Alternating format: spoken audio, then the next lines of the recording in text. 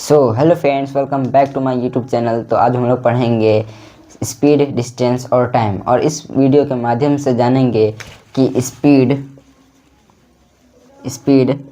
Distance और time किसे कहते हैं और ये वर्ड कहाँ से आया है। तो इसीलिए वीडियो के लास्ट तक बने रहिए। तो चलिए शुरू करते हैं। तो यहाँ देखिए, स्पीड को हम एस से डिनोट करते हैं, डिस्टेंस को डी से और टाइम को टी से। तो अब बात करते हैं कि ये तीनों आया कहाँ से है।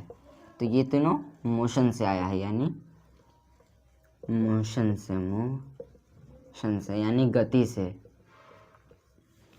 अब मोशन से कैसे आया है तो समझिए, कोई चीज़ अगर यहाँ है और यहाँ से यहाँ उसे ट्रेवल करना है यानी जाना है, तो ये एक डिस्टेंस कवर करेगा। तो पहला बात डिस्टेंस कवर करेगा, तो ये निकल गया, डिस्टेंस निकल गया। अब दूसरा है कि कोई भी चीज़ डिस्टेंस कवर करता है तो कोई समय लगता है, तो यहाँ दूसरा बात निकल गया कि समय लगता है, तो डिस्टेंस और टाइम दोनों हो गया। और लास्ट हो गया हमारा स्पीड। तो कोई भी चीज़ कोई स्पीड से चलती है, यानी स्लो, फास्ट, धीरे, तेज़, तो इस तरीके से है। तो हमने समझा कि स्पीड, डिस्टेंस और टाइम कहाँ से आया है, मोशन यानी गति से आया है। तो पहले हम लोग पढ़ेंगे स्पीड। तो स्पीड का फॉर्मूला पढ़ेंगे। तो स्पीड का मतलब होता है चाल। तो चाल बराबर डिस्टेंस बाय टाइम, यानी दूरी बटा समय।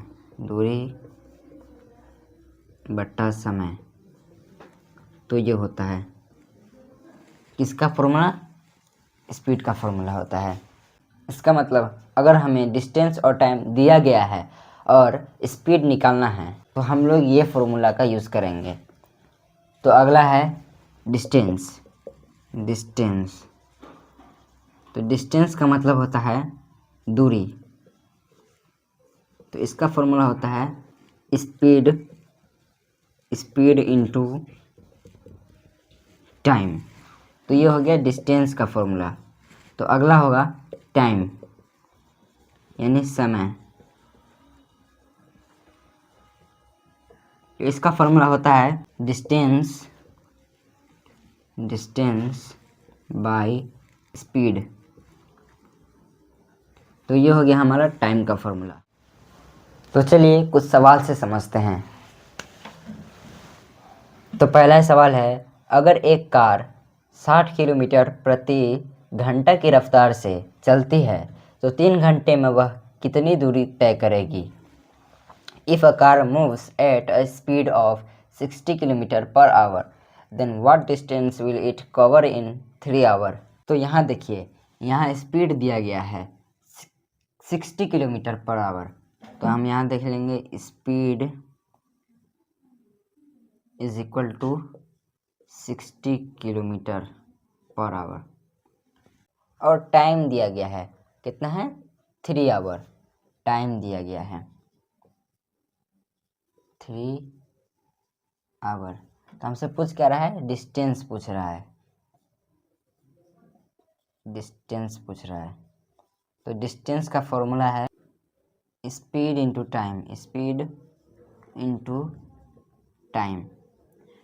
तो यहाँ देखिए स्पीड है हमारा 60 किलोमीटर, तो 60 किलोमीटर लिख देंगे। उसके बाद है टाइम कितना है, 3 आवर, तो लिख देंगे हम। अब है 60 इंटू 3, तो कितना हो जाएगा 180। यहाँ हो जाएगा हमारा आंसर। तो 180 क्या निकला है, हमारा डिस्टेंस निकला है। तो चलिए दूसरा सवाल करते हैं। तो देखिए अगला सवाल है, एक आदमी 5 घंटे में 20 किलोमीटर चलता है तो उसकी रफ्तार क्या है। If a man walks 20 kilometre in 5 hour, then what is his speed. तो यहाँ देखिए इसमें डिस्टेंस दिया है, distance is equal to 20 kilometre, time भी दिया है, टाइम है 5 आवर, तो time is equal to 5 hour. तो हमें निकालना क्या है, स्पीड निकालना है। तो पिछले सवाल में हमने डिस्टेंस निकाला था और इसमें स्पीड निकालना है। तो स्पीड का फॉर्मूला होता है डिस्टेंस डिस्टेंस बाय टाइम। तो यहाँ देखिए डिस्टेंस कितना है 20 किलोमीटर, तो यहाँ लिख देंगे 20। टाइम कितना है 5 आवर, तो बट्टा में लिख लेंगे हम 5। अब इसे काटेंगे तो यहाँ हो जाएगा हमारा 4 किलोमीटर पर आवर। तो यहाँ देखिए अगला सवाल है, एक ट्रेन 90 किलोमीटर प्रति घंटा की स्पीड से यानी रफ्तार से चल रही है, 270 किलोमीटर का सफ़र तय करने में कितना समय लगेगा? A train is running at a speed of 90 km per hour. Then how much time will it take to travel a distance of 270 km? तो यहाँ देखिए हमें डिस्टेंस दिया गया है, तो distance is equal to 270, speed दिया गया है कितना है 90 किलोमीटर, तो स्पीड हो जाएगा 90 किलोमीटर। हमें निकालना है टाइम, तो टाइम पता नहीं है, तो टाइम यहाँ लिखा जाता है time is equal to distance by speed होता है।